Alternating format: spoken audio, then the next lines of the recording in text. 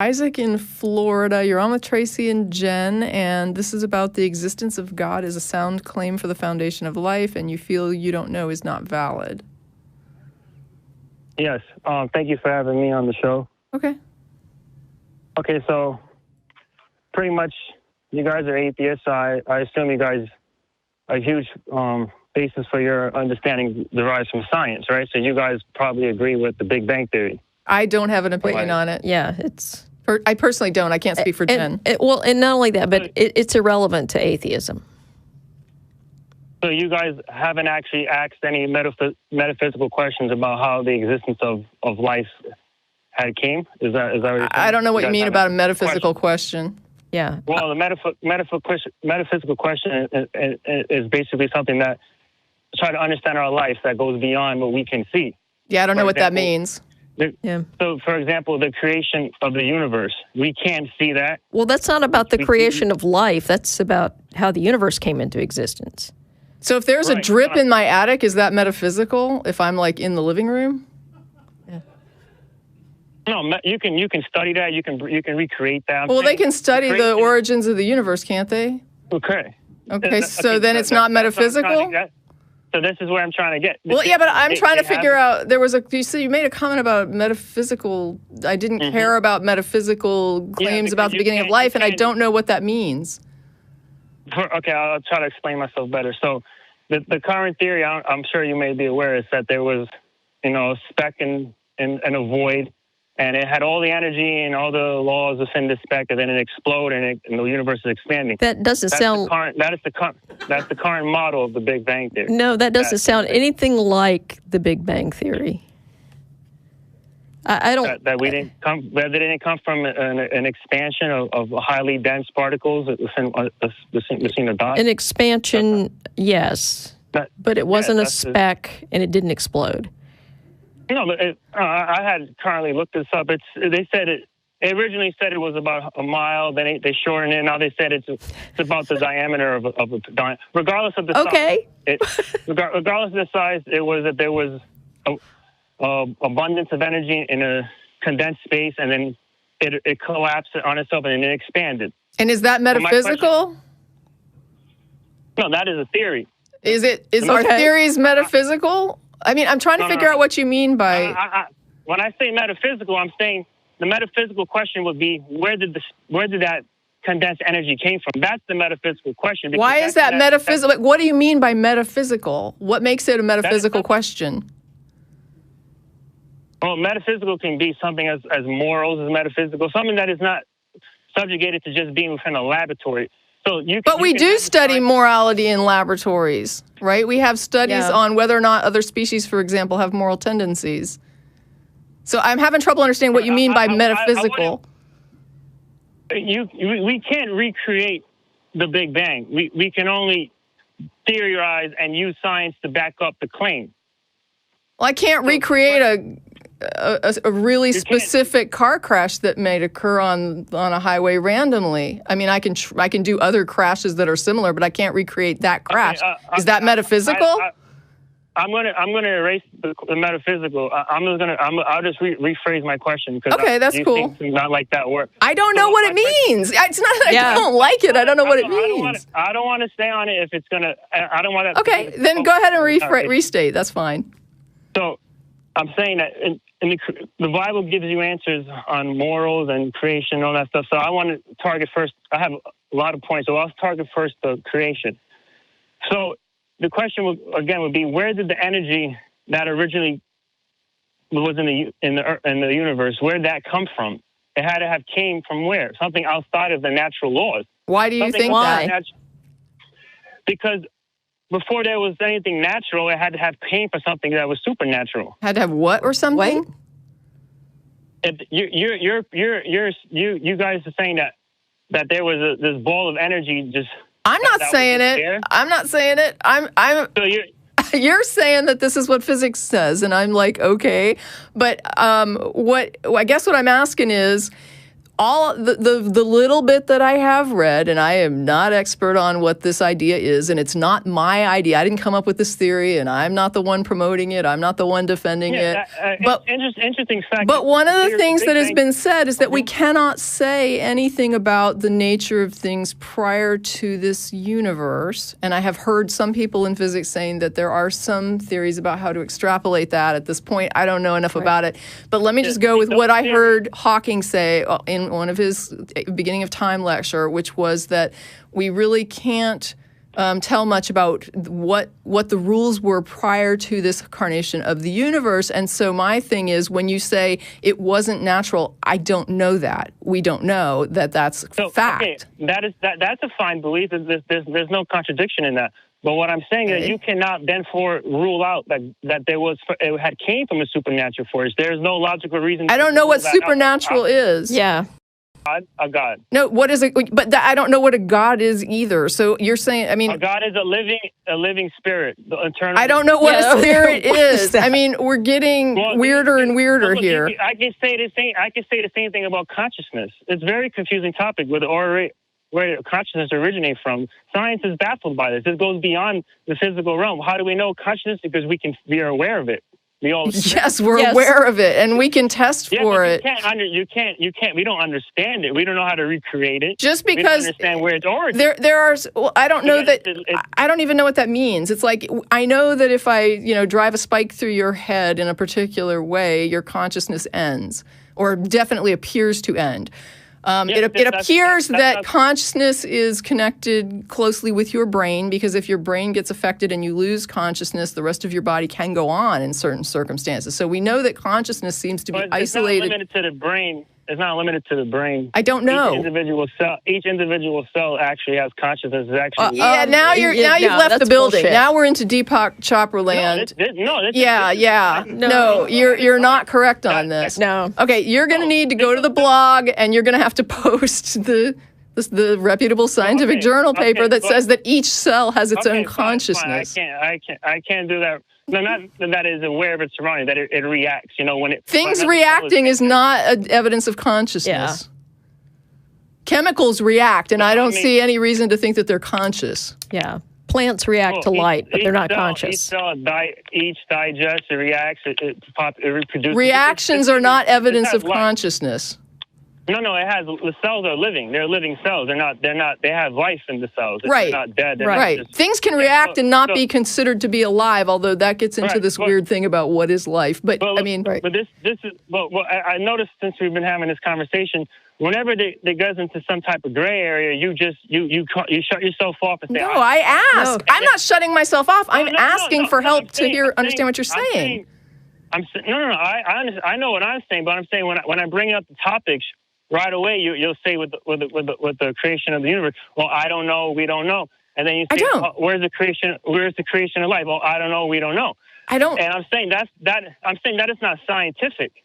I'm not saying that it is. Wait, I'm saying that I don't know something. I'm not saying that I'm being scientific. I'm saying I don't know a thing. No, but everything that comes out of that is associated with God. You then associate, I don't know the answer. Because people plug God into all the things we don't know. It's called God of the gaps, right? So people go around and they say, let's take the things that we don't understand and plug in God. That's why the God gets smaller and smaller all the time, right? What God is responsible for gets littler and littler as we start to explain more and more how things are done. There's brilliant scientists who were religious. In fact, the Big Bang Theory was created by a priest.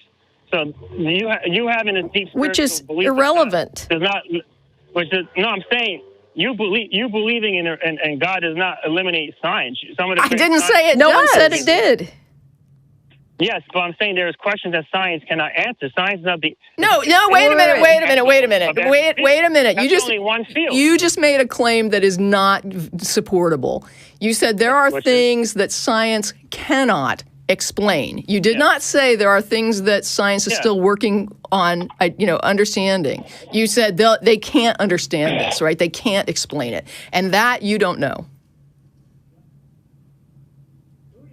Okay, but I can then say the same sentence with God. Oh, you cannot rule out God because you don't understand God. I'm not ruling it out. I'm saying that I see no evidence for it. You're more of an because I see no evidence. No. Wait. We haven't even defined God. You said God was a living spirit, right? I don't even know how to. Eternal spirit. Right. What is a spirit? Spirit is pretty much consciousness, life. Well, and if you think about it, okay. So then I'm God. You have a consciousness and you're alive. No, how can you say you're God? Because you just said God is consciousness and life, and I have both those attributes. I said the eternal living consciousness. Do you think that I can be destroyed in a way that makes me like gone forever? That consciousness can be destroyed? No, I don't believe consciousness can. Okay, so then I'm eternal. So then I am eternal. Yeah, I'm eternal. I'm alive. I'm a spirit, and I'm your God. The soul inside you is eternal. Okay, I'm God. You have to. I mean, you just said that God is an eternal living spirit, and you just said that spirit is a life and consciousness. I have life. I have consciousness, and you just said I'm eternal. Right. I'm God. Yeah. No, but you are a soul. There's a difference between a soul and a spirit. No, because a soul apparently is living and conscious and eternal, and your God is living and conscious and eternal. What the hell is the difference? Those two things are exactly the same. Because one is infinite. You are not infinite. You are finite. What is infinite? Infinite is something that goes on continuous forever. There's no pure definition for infinite. Wait a minute, but you just defined eternal again. Yeah. You said I go on forever.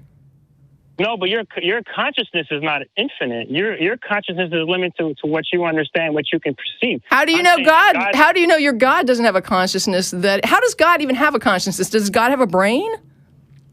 No, God is pure. God is pure consciousness. So then, wait a minute. But the consciousness that I'm aware of is tied to a brain, right? That's the consciousness I understand. So you're saying that he has a consciousness that is different. You have as many neurons, and you have millions of neurons in your stomach. There's all types of... In my stomach?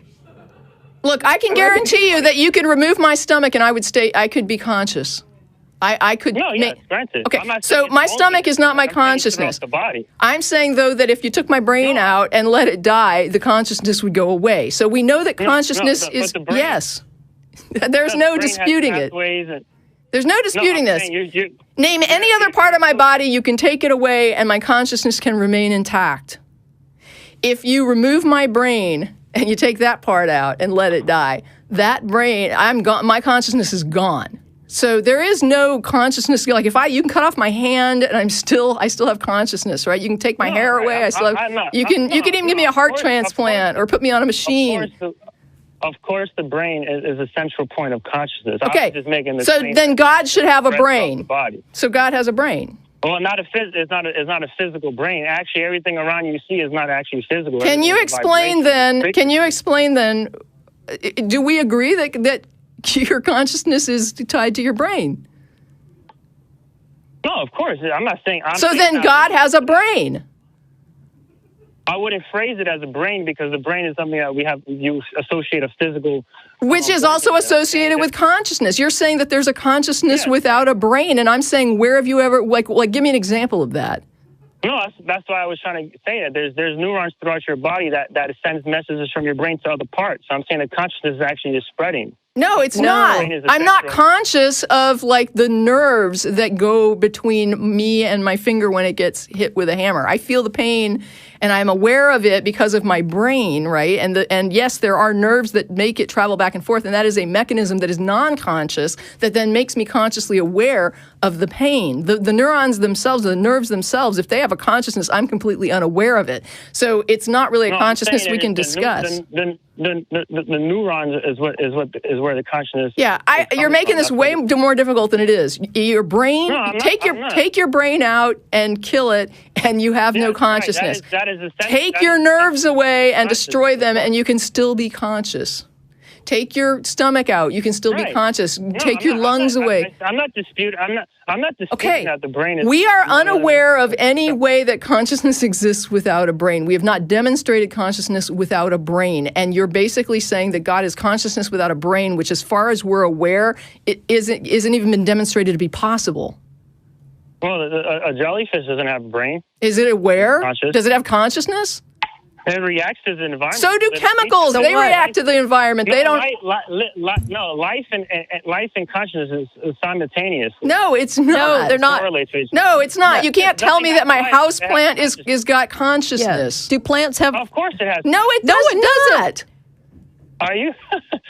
Can you say that a plant doesn't have consciousness? It's aware of its Because it does not. It's not aware of it. There is no evidence that the plant is aware of anything about what it does. Yeah, it interacts with the ecosystem. Okay, look at this. Let me put it this way. You could damage my brain without destroying it entirely, and I could be completely unaware of anything. I could lose my consciousness, right? Yeah, and my body could still react to crap. Yes. Yes. So reacting to crap is not evidence of consciousness.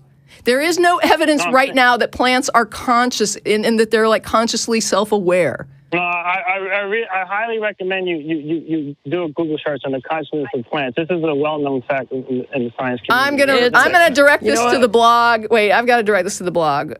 We've got 10 minutes left. No, I'm directing you to the blog because we have unlimited space there. Okay. You can post your links, your evidence, your claims, and people can react to that. They can, vet it. I go and visit the blog for like at least the first few days after the show to make sure. I want to warn people. I haven't issued this warning before. And I'm going to do it now.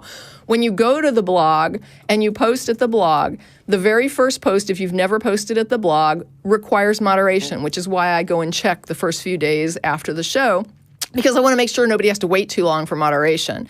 So if you go to the blog and you post, you're not going to see your post show up like right away because I have to go or somebody else will have to go and moderate it. Once we moderate your post, then every post you make after that should just show up immediately.